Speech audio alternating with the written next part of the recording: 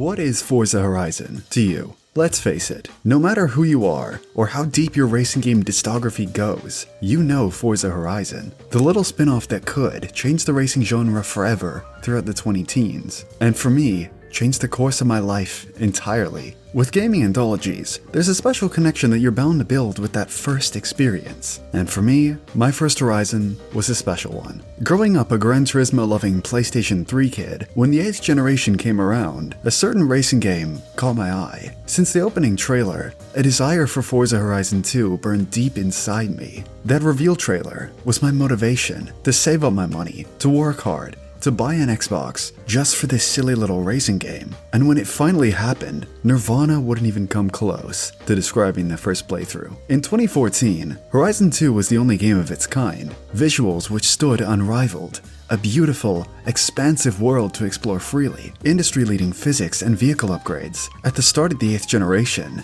there was nothing that even came close. 2024 marks the 10-year anniversary of the Horizon that started it all for me. And to celebrate, I think it's time to analyze what I name one of my favorite racing games of all time. So welcome to my personal love letter to Forza Horizon 2. To fully comprehend the scope of which Horizon 2 catapulted this series, we have to look back in retrospect to its original. The original Forza Horizon changed racing games forever. It may not have been the first festival-style racer, but it without a doubt popularized them. Horizon pushed the Xbox 360 to its limits through its characterful and interactive open world, well-thought-out and memorable campaign, but most importantly, its sense of freedom. The series has come to being known as the racer to build, customize, and collect cars in which to tour the world at your own pace without limit. And it's all thanks to the original. Plenty of other racers were open world, but none of them had the charismatic sense of wonder and creative possibility of Horizon. The timing, however, was always a wrench in the mix. The Xbox One was right around the corner, and for Forza, this meant starting from square one. Enter Forza Motorsport 5, a stunningly gorgeous reimagination of what Forza could be, with the most detailed cars the genre had ever seen. A new game engine which took full advantage of the new physics, lighting, and immersive technology that this new console could allow for. And while Motorsport 5 was a monolithic step forward on a technical front, compared to the soul and content of Motorsport 4,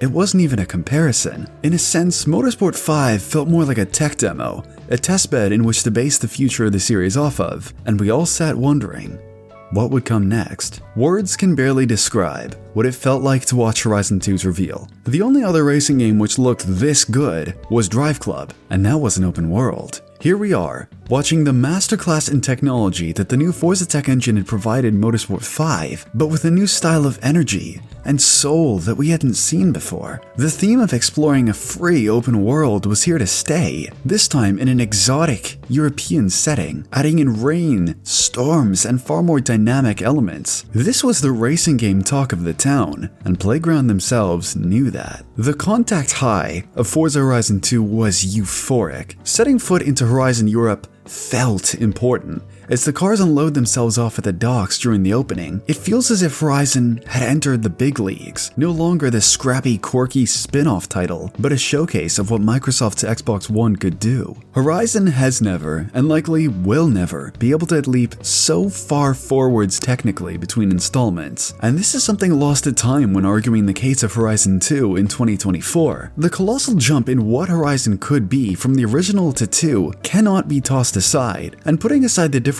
between those first establishing Horizons, Horizon 2 holds its own even today. There's something to be said about art style, in which Horizon has chased throughout the years. And while yes, these games are of course based fully on reality and replicating locations, vehicles, and set pieces throughout our world, all 5 games take a different stylistic approach. For me, 2 has always been the perfect sweet spot between stylized visuals and graphic fidelity. The color balance perfectly accentuates the gap between enhancing a location's inherent beauty, but without over-stylizing it to comic book levels. Driving through the map during a downpour felt characterful. not ugly. Just look at how well Horizon 2 holds up in comparison to Horizon 5. I'd personally even argue in some scenarios, 2 looks better. The reason that Horizon 2 has aged so gracefully and was so impressive is because of something so crucial to why Forza took off in the early teens: its mission. Horizon's first installments had something to prove. There was no guaranteed install base and built-up lineage of customers which would be happy to pay off for a new number at the end of the title. These games could not fail to impress. How this was done is through cohesion. The games succeeding to have their strengths, but at their core,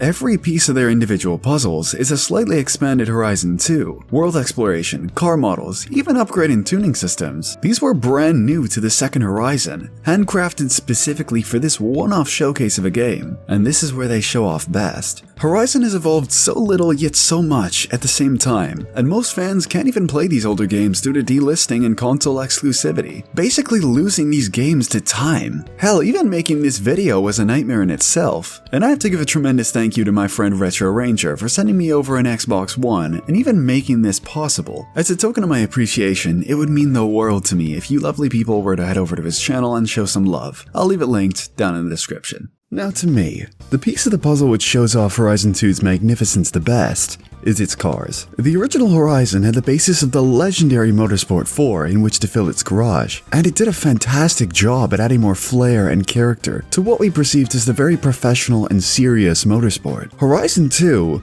had an even larger job at hand. You see, while it was undeniable that Motorsport 5's cars looked incredible, the soul underneath the title never gave us a reason to fall in love with its car list. And so this torch was passed on to Horizon. You want to know just how well Horizon 2 handled its cars? Well, we're still using them to this day, 10 years later. Graphically, they weren't much of a leap from Motorsport 5, apart from the extra development time allowing them to more smoothly blend in with the new engine. Where the real meat of Horizon's automotive identity came from was from more than meets the eye. The upgrade system was revamped, allowing for drivetrain swaps, more diverse engine swaps, and honing the existing formula to a more polished state than ever before. The ability to tune your car was brought in for the first time in a Horizon game. So good, in fact, that it has still remained unchanged in 10 years. The customization vastly improved with one of the greatest vinyl and decal editors of the time, and once again, has barely changed since this game. Physics. Arguably, the reason Forza Horizon has gained such irrevocable success is due to the perfect balance between realistic handling and a very accessible nature. Horizon physics make you feel like a hero, and not in the same way as Need for Speed or Burnout, wherein you clearly feel a sense of arcade drama. Horizon tricks you in the same way a good car's stability management would. It accentuates good driving habits without punishing you for mistakes, all while making you feel as if you're the one doing all of the work. As I've spent a stupid amount of time playing Horizon 5 right before coming back to the second, there is so much DNA underpinning 5 which is derived identically from 2, except for one thing: oversteer. Somewhere in the last 10 years, we've lost the rhetoric of balanced handling in order to enhance a car's innate characteristics, in exchange for a heavy focus on sticking the back end out on every corner. Try going back and forth between the two games and the difference is immediate. And it's all been done to make this hero mentality I mentioned earlier go on from switching from pushing a car to its limits to making drifting skillless. Now, with this being said, I still believe the latest Horizon games have some of the best arcade physics in the modern day. The approach to what they accentuate has switched to a far more sandboxy casual focus rather than the joy of racing. I want to bring in something very crucial to how Horizon 2 personified the automobile as an art form, and that's attention to detail. The intricate weave and unique reflection qualities of carbon fiber, your character fully animated reaching for the handbrake, the only game in the series to have that detail, by the way. Sheer quality of these sounds as well. It took a tremendous outcry from the community to get Playground to revamp how they recorded audio in 5, because ever since Horizon 3, the previous audio director left the studio, and the details, I'd argue, still don't match up even to this day. On the visual front then, Horizon 2 more than holds its own with the peak of the industry. Look at the difference between the Zonda Cinque in both Horizon 2 and 5. The old car has properly modeled exhausts and an inner engine bay past the grille. In 5, well, it's blocked off. Once again, this was the first implementation of the Forza Tech engine in an open world environment, and the way in which Playground Games crafted these cars was so meticulous that they haven't even bothered to replace them in the modern day. Something else that's completely unique to Horizon 2 was the car list. Every Horizon afterwards has ported over the previous game's list, of course, with a few new additions. But Horizon 1 and 2 share a far smaller portion of their garages. Plenty of these have never even been seen again in Horizon. The original S550 Mustang, Mercedes SLR, all of roof, and unique stuff like the Nissan IDX Nismo or MX-5 Super 20. I could go on, as the charisma of 2's list remains pretty much unmatched. All of these cars lead into the themes that I mentioned earlier: charm, quality, quantity,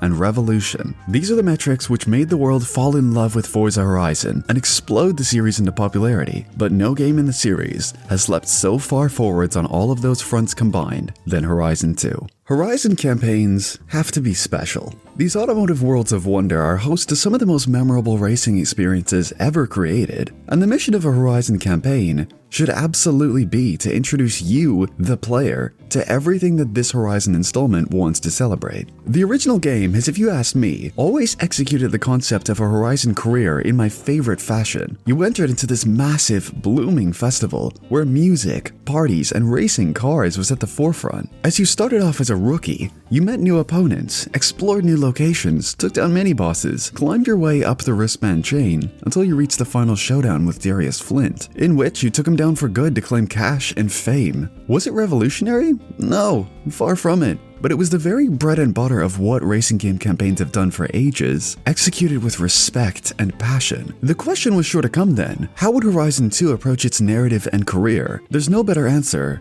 than its opening cinematic. Adventure is what we were destined for. Our narrator counts down, giving us 10 reasons to dream and live up the atmosphere in the journey that was about to commence. The motorsport games have done these for ages, but this was entirely new to Horizon, and the level of which this cinematic was executed to was euphoric. Freedom, once again, is the theme that Horizon 2 was proud to introduce, and this intro plants that seed seamlessly. Transitioning into game, the Horizon Festival's PR was so strong after Horizon Colorado that the budget ballooned, and arriving at the docks of Italy, this is more than evident. The hottest cars of the era draped along the Italian coastline, lots of spectators just watching in awe. For those returning from Horizon 1, this felt like a personal welcoming, an acknowledgement for your hard work. That initial drive lets you bask in what's new. We start off admiring the coastline, a vast, open, free patch of air which was missing from the mountain-ringed Colorado. The roads allow for slight deviation off the asphalt sections, and most importantly,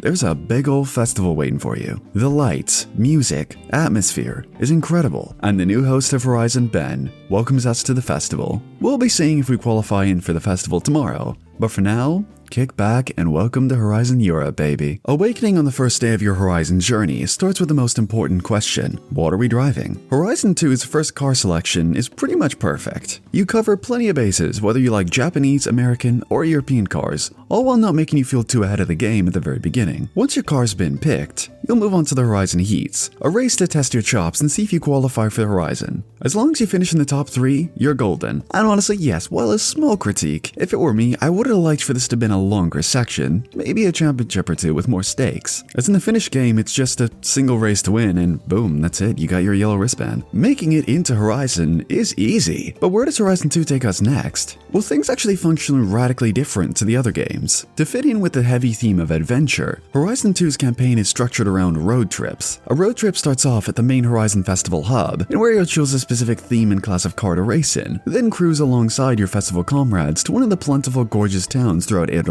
or France. There, you'll participate in a championship of race events before choosing a new class of car and heading to the next major town. This will repeat, say, 3 or 4 times before you head back onto the main festival hub to take a break and start over again when you're ready for the next road trip. You'd think that this would get repetitive very quickly, and if all you do is back-to-back-to-back championships and new road trips, you will bore yourself to death. But then again, if that's how you're playing Horizon, you've missed the point entirely. This whole game is about freedom and playing through at your own pace. So thankfully, Playground Games gave you plenty in which to distract you from the main campaign. First and most importantly by far are the showcase events. Showcases were a neat break in the original Horizon, but they were never really all that impressive. Horizon 2 really used the new power of the Xbox One to implement creative new ways to showcase new styles of racing. You'll be doing anything from racing a 360 challenge against the Tricolore Air Squad in the sky, Lancia Fulvia rallying through trails to train barrels along a track to the finish line, to an 037 racing against 37 air balloons. Showcases in Horizon have almost always required a massive suspension of disbelief. I mean, let's be real, we can all see the jets slow down right before the finish line just to let the player win. But it's just hidden enough during a first playthrough that you can look past it for the fun that they are. It is pretty insane to me though that ever since Horizon 2, the concepts for just how bonkers showcase events could be hasn't necessarily changed all that much. But that's once again a testament to how solid the staying power this game really was. One of my favorite Horizon specialties, introduced in Horizon 2 and left abandoned in the modern day, are bucket lists. Bucket lists are simply, as the name suggests, if you had unlimited money and any choice of car to do whatever you wanted in Horizon Europe, what would you put on your bucket list? What I've always loved about bucket lists is just how many there are and how varied that they can become. You'll start off trying to hit a target speed trap in a Lamborghini Veneno or Koenigsegg Agera, move on to maintaining a certain speed through a zone in a Lotus Evora, and then finish off hitting a certain amount of jumps in a Dodge Dart or a specific skill score in an RS200. The variation just doesn't end. And even without DLC, there's 45 separate bucket list challenges to rattle off in your own time. And you'll definitely want to, just to help take the edge off the main campaign to loosen up and have some good old fun. Heading back on track to our story though, as it's time to tackle the meat of gameplay on offer. Horizon 2 has a few race styles on offer, all being very basic, but I don't see this as an issue as I'll explain later. Your championship events will consist of one of three main styles: circuit, sprint, or scramble. Circuit and sprint races are your bread and butter. Do they do anything superbly different to make them unique? No, but they're incredibly difficult to fault as well. Horizon's physics and track design have always somehow carried the weight of such simple race structure. And I'd argue this is most prominent throughout this game specifically. Each locale, whether it be Nice, Sisteron, or any other, have vastly different atmosphere and backgrounds to keep your eyes happy, but mix things up with how tight or narrow the roads may be, or how much verticality is thrown into the air. Scramble is all new to Horizon 2, and acts as a fun way to play around with the game's new expansive and open off-road segments. They function as any normal circuit or sprint race, but with the addition of mixed surface path throughs, often dodging between houses onto a golf course, adding something fresh into the mix. In any other series, I would loathe the lack of varied event styles, and this is a common critique of the Horizon series. Would it be if it weren't for the fact that this game didn't have bucket lists and showcases to keep you intrigued? Something else I wanted to highlight with the hindsight of modern Horizon titles. It's just so refreshing to go back to a game wherein you aren't forced to change up your cars from their factory state. Let me explain. The amount of joy that you experience driving a completely stock BMW 2002, for example, is incredible in Horizon 2. The inherent age of the car and the characteristics that come alongside that are celebrated in how these cars are raced. As Horizons evolve, the focus has become so heavily on that number at the top of your screen instead of the car that you're driving. What we've done is forgotten what it's like to drive a BMW 2002, but B-Class build preset number 4 in your garage with a BMW 2002 skin on it. Appreciating cars in their stock form is a tremendous strength that Horizon 2 excelled at. They feel just as joyous to drive as they would be tuned, and the best part is, you aren't locked into either one of these playstyles. You could play the entire game without upgrading a single car, or build every championship's cars in X-Class, and the game will adjust your opponents accordingly. I bring in again freedom and celebrating the automobile. No matter how you like your cars, Horizon 2 has you covered. And it's an element that's been lost in how meta-build focused the later games have become. Gameplay aside, I do have a critique of Horizon 2 in comparison to its predecessor, and it's the severe lack of mid-game story. The introductory cutscenes are incredible, and there's one more dropped in to meet our mechanic, but apart from that, you won't see a cutscene until you beat the final race. The original Horizon constantly gave you motivation and story with new mini-bosses to tackle throughout checkpoints in the game, giving you a reminder that the overall narrative at hand. While I don't think that taking that exact formula and shoving it into Horizon 2 would particularly fit, more cinematics, characters to meet, anything to immerse yourself back into the world of Horizon through mid-game section of the game would have done wonders for the game's pacing and immersion. As you approach the end of Horizon 2's campaign, things are very simple. Once you've won 15 championships, you'll be sent an invitation to the Horizon finale.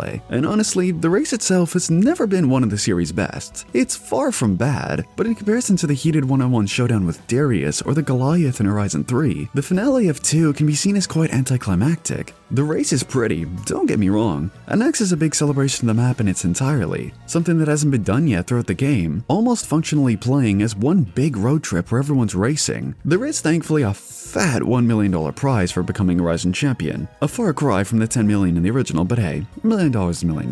The narrative conclusion is also quite different from the original as well, as the former truly felt like a finale, a race to conclude your Horizon Festival journey. Horizon 2 instead is simply a passing of the torch, from Ben hosting the Horizon road trips to now joining the player on even more adventures. While far from a perfect and flawless Horizon campaign, the replayability, organized player freedom, and sense of adventure which is instilled in Horizon 2's single player was fantastic. Some meaningful mid-game narrative, addition of multiple characters, and a more tumultuous climax would have easily catapulted this career onto the top of the podium of modern open-world racers. Age, however, has treated this pretty well, and I still believe that this game captures the essence of exploration and celebrating car culture to a stronger degree than the latest entries. Though, let's be honest, that's not saying much.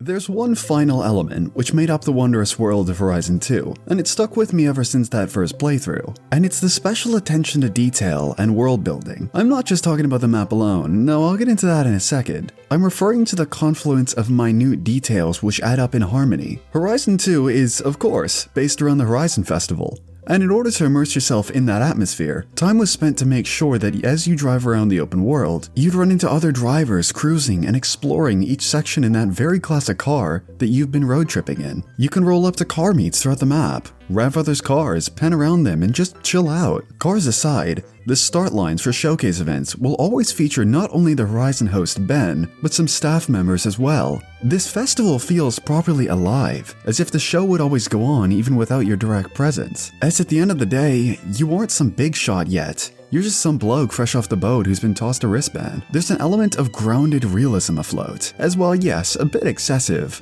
Plenty of real-life rallies of similar scale do happen all over the world, and stretching your imagination just a little, Horizon Europe isn't too far-fetched. For the world itself then, I'll be the first to admit that honestly, Horizon Europe isn't really all that diverse. Many of its sections don't feel all that different, nor the roads in between them, at least in comparison to the succeeding games. But it's all to do with what I just mentioned. You see, this lack of crazy diversity in a smaller scale of roads is in itself more true to life. The beauty of Italy and France was certainly conveyed brilliantly, but it wasn't overblown. The devil was in the details in how these different towns and villages were portrayed. Unique touches such as Nice's yachts and docks, the restaurants lined with umbrellas and tables, Vespas parked alongside, historic architecture and shrubbery, and the roads themselves are flat and function as most cities would. Sisteron counterbalances this. While yes, keeping that same historic feel, the town is accented by mountains instead of coast, and keeps a more rural appearance, replacing restaurants and crowds with suburban housing. And for driving roads, elevation is added into the mix, especially when we factor in the stunning mountain descent just outside. And this is just the west. Cruising towards the east of the map, the coastline remains one of Horizon's most memorable passes of all time, with the legendary hillside on your left and boundless sea to the right. Castelletto is home to my favorite eastern spot of Horizon 2, and brings a much more free, open air to the map. Having such open sea to contrast the vertical mountains and vineyards is magnificent. This feels like a time capsule to another era, one full of such storied history. I could go on and on about each of Horizon 2's beauty spots, but you should get the point by now of the very similar yet different nature of the locales that Horizon Europe showcases. Visually, it is a very stark contrast to the Colorado we were familiar with, but things are far more than just skin deep here. That theming and emphasis on freedom was carried through with interactivity, speed zones, traps, barn finds, bucket lists, pro avatars which drop massive rewards. All of these littered throughout gives you plenty of spice in which ways you want to use this map. But if you're the type to roam freely, well, look no further. This is a far more playground-oriented world than Colorado was. Not just with that inclusion of far more open areas of dirt and grass in which to barrel through, but even on the roads. I still maintain that Horizon 2 has the greatest highway put in one of these games. What with its stupendous length and ability to showcase most of the map's sights, Horizon top speed runs have never quite hit as hard as they did on this bad boy right here. The runway as well. This became a staple of the franchise after its first appearance here, but none have ever had the same character as this airfield. I've always found this one to be a bit of a strange map though. It may be smaller than the games which succeeded it, but in terms of feel, I've always felt that Horizon 2 felt the largest. It does a great job of keeping the world familiar, but giving you different feelings as I've mentioned before. You'll be cramped, you'll feel free, you'll be in ancient cities, then blissful countryside. It's always changing things up to keep your interest. Is it the best map in Horizon history? Not if you ask me, but in terms of how it evolved from good old Colorado and set the modern Horizon games into motion, denying the significance of Horizon Europe would be sinful. The components that made up Horizon 2's launch state more than made for a stellar game, but what made this era of Horizon hit so much harder is their different approach to post-launch content. At this point, we're all so used to Horizon launching in a good enough fix-it-later status. But this wasn't always the case. The mentality behind post-launch content in the first 3 Horizons was that of adding slowly over time, which would give you a reason to come back and play a game that you've likely already had a great time with and moved on from. The new mentality of FOMO and broken launch promises to drag players by the neck throughout a 3-year life cycle does nothing more than artificially lure you back into a sense of Stockholm Syndrome, forcing you to come back unnaturally rather than your own personal agency. Horizon 2 in specific was the one to truly set the roadmap and future for how Horizon would carry its games after their honeymoon period, and it all started with car packs. Car packs during Horizon 2 and 3 were so special. Once every month, you paid like $6 and were given roughly 5 new cars, which were entirely new to the Forza series. Because of their paid nature, the quality and choices for DLC had no option to be poorly made or choices which wouldn't resonate with their player base. Many of these have come on to become Horizon staples, and hell, scummily enough, even post-launch content in later games, which has always left such a sour taste in my mouth. Not only were the content of these DLC packs of the highest standard, but they were fairly marketed as well. I remember getting so excited when Forza's YouTube channel would drop a sweet new cinematic trailer, showing all the new cars that you'd be able to experience in-game. Looking at these trailers, you can envision the sense of care and passion that the team of Playground put into these DLCs. They love Horizon 2, and they loved the fact that new toys could be added into their baby to keep things fun and interesting. This concept of cars slowly returning post-launch has of course carried over to the festival playlist, and well, I feel as if me going over this for the umpteenth time would just be purgatory for the poor games, so if you want a more in-depth explanation, check out these videos right here. Cars are cool, but where Horizon 2 really shined with evolving the Horizon lifecycle was through expansions. The original Horizon had one expansion, simply titled Horizon Rally. Rally was nothing extraordinary, but what shone through was the desire to expand what each Horizon game could be. It added new rally stages, cars, a mini campaign, new multiplayer events, and even new ways to upgrade your cars. This was of course limited by the time and hardware constraints of a late-gen 360 title, so when we reached Horizon 2, the way in which expansions could truly come into their own was unveiled. The first of 2 expansions was Storm Island, an open-world, cutthroat, and far more diverse expansion on the original idea that Horizon Rally envisioned, but of course in the style and technology that this second Horizon idealized. There was an all-new weather type, allowing for vivid storms to spice up racing. The cars were wicked too. Forza's first ever trophy truck, Group B Rally, modern rally beasts, all to use throughout the new career. It's hard for me to properly judge Storm Island, as it's the only Horizon expansion that I've never bought, and since it was delisted years ago, that's just not possible anymore. From general consensus, however, it's safe to say that Storm Island was alright, but nothing absolutely groundbreaking. What everyone remembers Horizon 2's expansion for is unquestionably one of the best Forza expansions of all time, Fast and Furious. Movie tie-ins can be so hit or miss, but this was beyond a hit. Horizon Fast and Furious was so content-rich, it even released as a standalone game that you could buy off the Microsoft Store. And people wonder why we criticize Horizon 5 Rally. It featured a unique campaign, voiced and hosted by Ludacris himself, in which you were destined with obtaining 10 special cars which were used throughout Fast and Furious 7. Anything from Dom's Charger, Brian's Supra used in the revered ending of the movie, to the plentiful crop of scene-specific cars such as the heavily modified Challenger or Jeep Wrangler. This is the only expansion to not use a separate open world as a host for its content, and so it had to get creative in other ways. And this is where Horizon Fast and Furious really came into its own if you're asking me. Not only was the game's general color palette switched up, but there were new gameplay mechanics like nitrous. Yes, you heard me right, Horizon newcomers. We used to have proper nitrous integration in a Forza game.